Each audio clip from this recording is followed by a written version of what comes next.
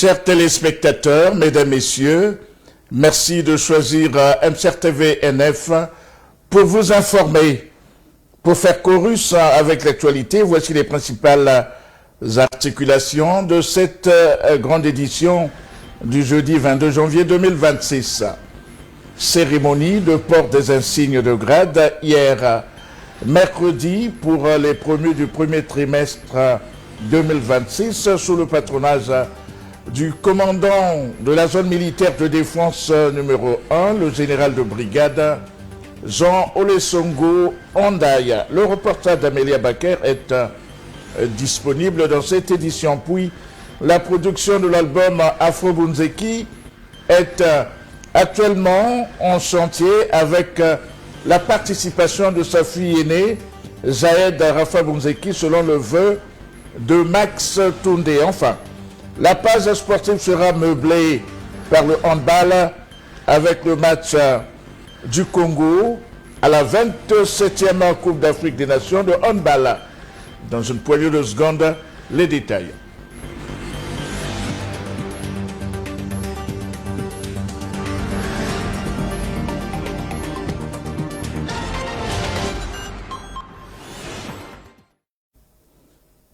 Mesdames, Messieurs, une fois de plus, merci de nous recevoir chez vous par le truchement de la lucarne de votre poste téléviseur pour cette session d'information.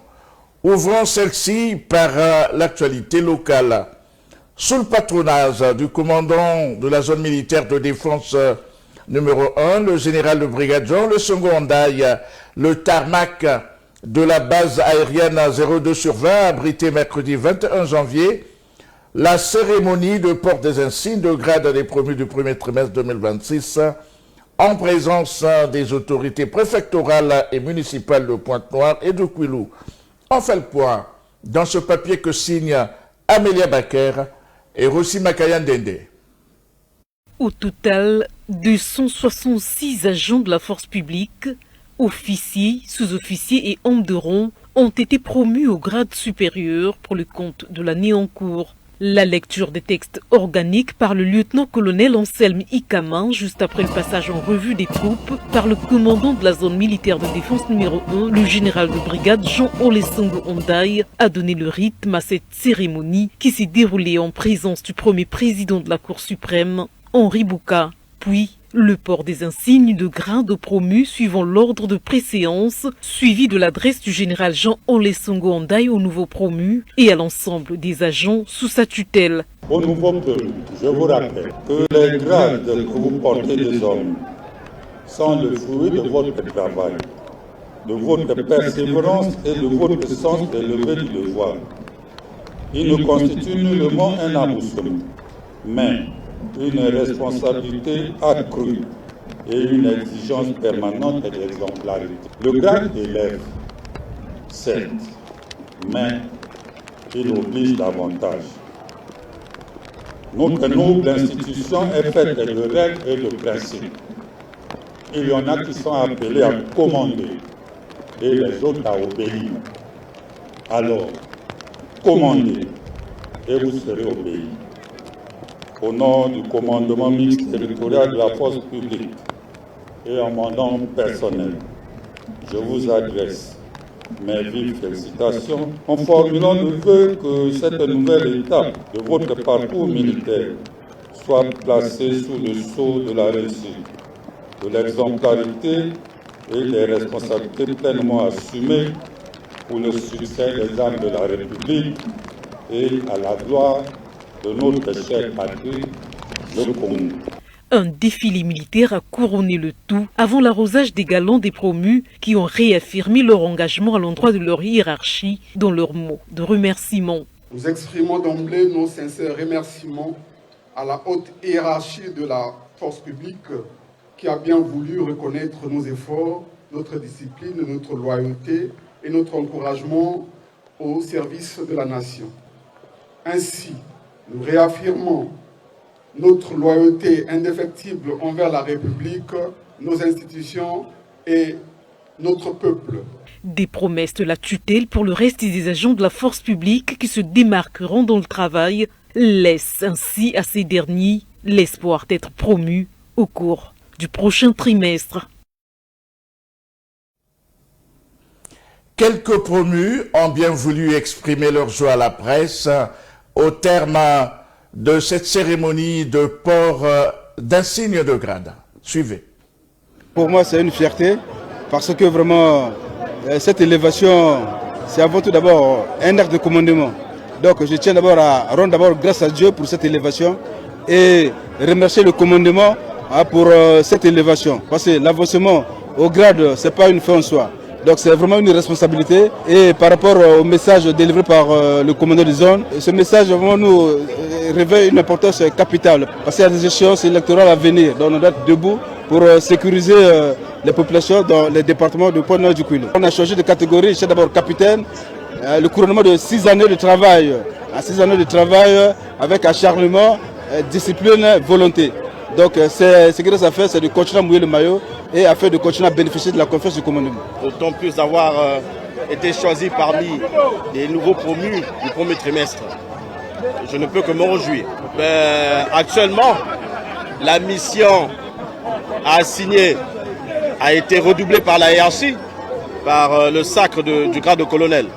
Et à nous d'aménager davantage des efforts, et de redoubler davantage le travail assigné sur le terrain afin de satisfaire aux attentes de la hiérarchie. Et donc, ce qui nous reste à faire, c'est de travailler d'arrache-pied, faire un travail acharné, méthodique de tous les jours, afin que la hiérarchie nous donne davantage plus de confiance.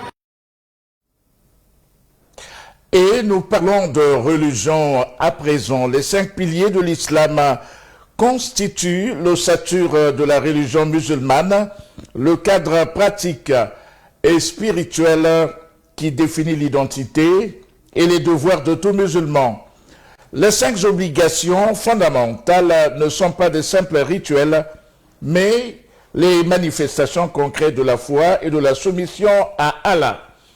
Saint-Cyr Mafouta Paris et Christo Kissa nous édifient à travers ce reportage. Regardez. Les 5 piliers de l'islam sont les fondements obligatoires de la pratique musulmane, structurant la foi et la vie du croyant. En un cadre concret de soumission à Dieu, ils représentent les devoirs essentiels pour manifester sa foi, a dit Abdel Razak Kamango, imam principal de la mosquée Rouraba. L'islam est bâti et fondé sur 5 piliers. Nous avons le premier pilier, le témoignage de l'unicité d'Allah. Témoigner qu'il n'existe qu'un seul Dieu unique, qui est Allah, notre Seigneur le Très-Haut. Lui seul mérite d'être adoré en toute vérité dans les cieux et sur la terre. Il n'a jamais engendré et n'a pas été engendré non plus, et nul n'est égal à lui. Et vous témoignez également que le prophète Mohammed, il est le dernier des prophètes et messagers de Dieu, destiné à l'humanité tout entière. Et le deuxième pilier, parmi ces 5 piliers, nous avons wa iqamis salah. C'est donc l'accomplissement de la prière. Parce que nous, musulmans, nous prions 5 fois par jour. Le troisième pilier, nous avons wa ita zaka. C'est donc l'acquittement de l'aumône obligatoire qu'on appelait par la zaka. Cette aumône que Dieu a imposée aux riches musulmans, hommes et femmes, dans les pays où ils exercent certaines activités, certains commerces, il y a un business. Après une année, ils vont faire donc les calculs comme c'est venu dans la législation islamique et s'acquitter de cette aumône en remettant cette aumône aux pauvres musulmans. Le quatrième pilier, c'est Wahaj il-Bayt. Allez donc accomplir le pèlerinage à la maison sacrée de Dieu qui se trouve en Arabie Saoudite, à la Mecque. La toute première maison qui a été construite par le prophète Abraham et son premier fils qu'on appelait par Ismaïl. Ensuite vient le 5e pilier, le tout dernier, on appelait Wasawmi Ramadan. Donc le jeûne du mois béni de Ramadan. Ramadan qui est le 9e mois du calendrier hégirien ou encore musulman, pendant lequel le Coran ou durant lequel le Coran a été descendu pour que ça soit comme un guide pour les gens de la terre. En outre, ces piliers unifient la communauté musulmane dans des pratiques communes et renforcent le lien individuel avec le divin, structurant la vie spirituelle et sociale, a-t-il martelé. C'est une obligation pour tout musulman et toute musulmane de mettre en pratique ces 5 piliers. Parce que nous avons l'islam. L'islam, on dit Ra'sul Amr. l'islam, c'est la tête du commandement. Ça, c'est la religion. Cette religion est soutenue, yani a des fondements. Donc, c'est comme des poteaux qui soutiennent l'islam. C'est comme une maison aujourd'hui. On veut construire une maison.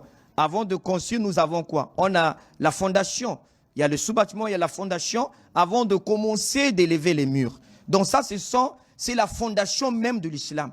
Ça veut dire que si on veut aller dans ce sens, pour répondre à la question directement, une maison sans fondation, comprenez la suite. C'est déjà une maison qui est exposée, où les habitants de cette maison seront exposés un jour. Peut-être que la maison puisse s'écrouler ou encore tomber sur eux. Ainsi, la compréhension et l'application des 5 piliers de l'islam sont les premières étapes de l'apprentissage et de l'intégration dans la communauté des croyants. Voilà, Allah Akbar, Dieu est grand. Nous quittons donc la religion musulmane avec ses 5 piliers pour parler de culture. L'ambition de maintenir la voix de Rafa Bunzeki, de nouveau, a poussé le producteur en euros Max Toundé de rééditer la chanson Le Retour à la SAP avec 3 jeunes artistes musiciens actuels, dont Féliciane Lamider, qui chante à l'instar de Rafa Bunzeki, la fille aînée de Rafa, Zahed Rafa Bunzeki, et Getty Mololo, chantant comme Papa Wemba. De plus amples informations dans ce reportage. Félicien Batambika, Norbert alias Féliciane Lamider le Sage, Bunzeki Jahed Rafa et Getty Mololo sont actuellement en train d'enregistrer le produit Afro Bunzeki chez le technicien Solfa Ambota Carlos. Chacun d'eux a signifié l'objet de sa présence dans la fabrication de cette œuvre musicale. Okafuti nyonga tiana kena na kandako tiadi tiatingi mumbando ya mona yike. Rafa Bunzeki, c'est bel et bien mon père et je suis sa fille aînée. On est en pleine séance d'enregistrement. On est en train de remixer l'origine de la SAP tout en changeant le style. Le père spirituel, André Grenard Machua, après Franconcé, Nikadi Kalafat. Bon, là, nous sommes en pleine séance d'enregistrement.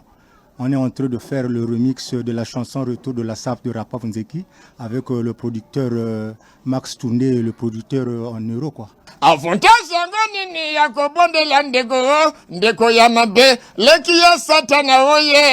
Donc là, nous sommes au studio. Studio, c'est vraiment un bon technicien. Solfa, il est là. Et nous sommes en train de faire l'afro beat, l'afro Bunzeki. Donc on a donné ça, l'afro Bunzeki.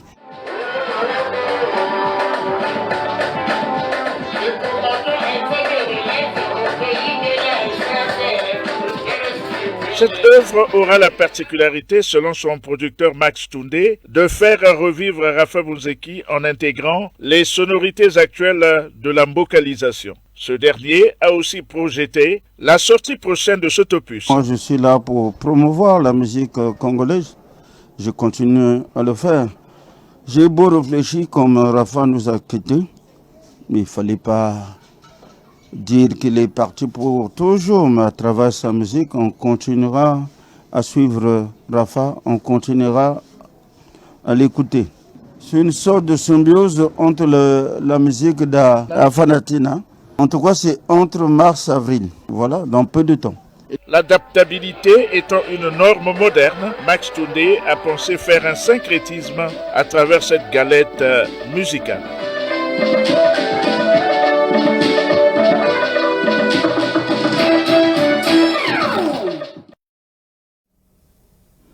Voilà, les férus de la bonne musique, l'Afro Bunzeki, c'est pour bientôt. Autre chose à présent, la conduite des taxis-motos. Lancement officiel de la formation sur le code de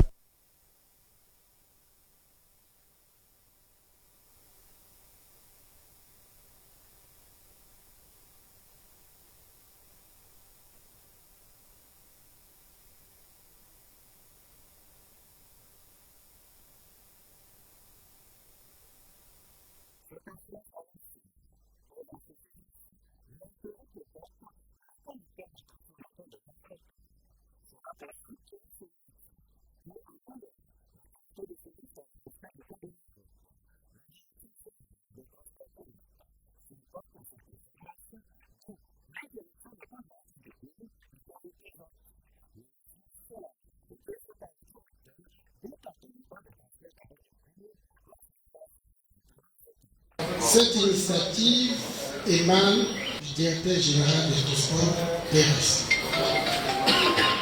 Par rapport au métier que vous exercez, avant tout, le métier n'était pas réglementé.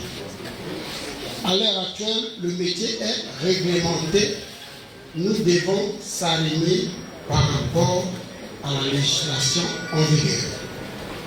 À cet effet, il nous instruit avec ses propres moyens pour organiser cette formation. Nous avons constaté parmi vous les candidats, la majorité, ils ont des lacunes sur le code de la route. La formation là est essentielle pour vous. Ça va vous doter les outils essentiels pour que demain, vous allez demeurer dans votre métier dans la légalité avec les conditions appropriées.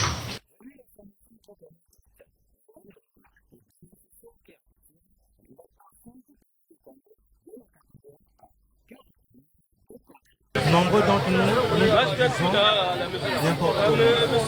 Donc moi je ne savais pas auparavant que s'il y a un embouteillage, il ne faut pas dépasser à droite par exemple. Et mais nous le faisons sur le terrain. Mais ici on nous a éclairci que c'est pas possible, c'est pas bon de faire ça sur la route comme ça parce que ça crée beaucoup des accidents. Je ne suis pas encore conducteur, je ne connais pas encore de détenteur de permis de conduire, on ne peut pas se dire qu'on est conducteur. On est conducteur dès qu'on est détenteur de permis de conduire. Pour aujourd'hui, j'ai voulu, en fait, je suis en train d'expliquer aux jeunes qui seront des conducteurs de demain le code de la route et qui est l'arme essentielle pour se mettre sur la voie publique.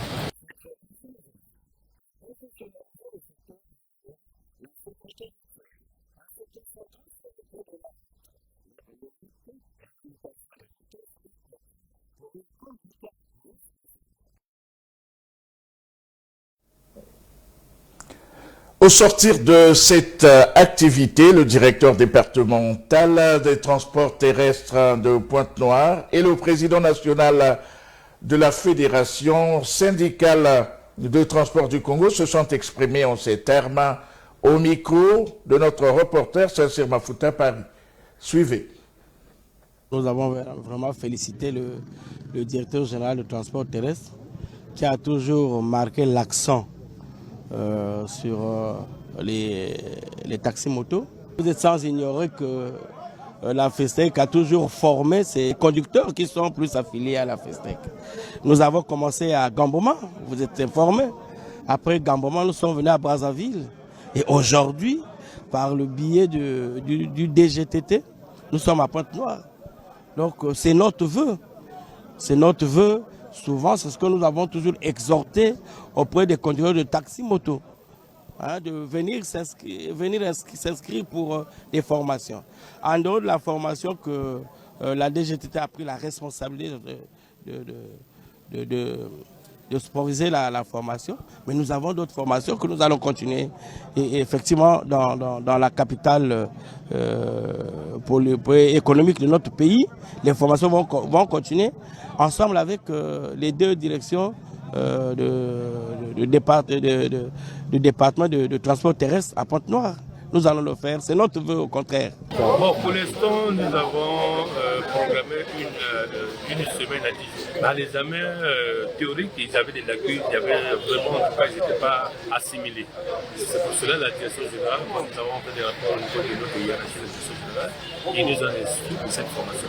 Mais pour vous, pour votre formation, cette formation elle est gratuite. Elle est sponsorisée par la direction générale, par le biais du directeur général.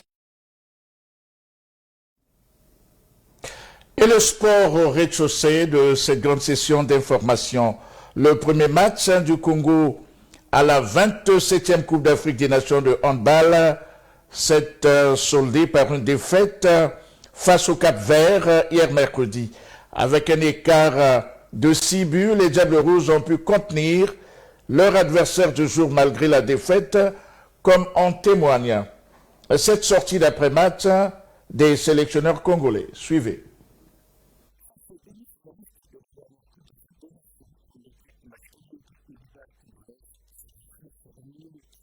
Est-ce que vous savez qu'on joue contre les finalistes de 2024? C'est le Cap-Vert. Est-ce que vous savez que le Cap-Vert, c'est 5 ans qu'ils sont ensemble? Et ils ont passé en deuxième tour au championnat du monde. Est-ce que vous savez qu'en 2024, c'était notre dernier match qu'on s'est vu? Est-ce que vous savez tous ces données? Il faut être direct. On a fait un grand match techniquement. On a joué à 7 contre 6. Hein. C'est une nouvelle technique du handball moderne.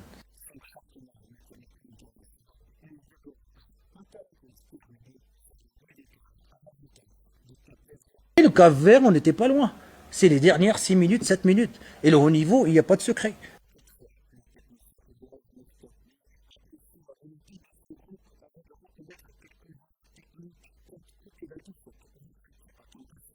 Quand tu joues avec une grande équipe comme ça, tu payes cash. Quand tu fais ce qui n'a pas marché, c'est d'abord les duels face au gardien. On a raté beaucoup de ballons dans les 6 mètres. On créait beaucoup d'occasions.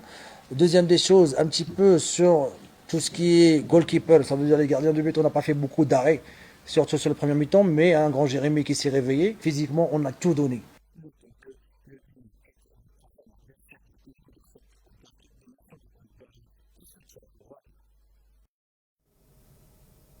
Eh bien, mesdames, messieurs, cette grande édition est complètement bouclée. Merci de votre sympathique attention. Si Dieu nous prête vie et qu'il ne nous arrive rien de fâcheux, j'aurai le noble plaisir de vous retrouver aux prochaines éditions. Entre-temps, bonne continuation sur les programmes de MCR TV NF, votre partenaire média. Au revoir.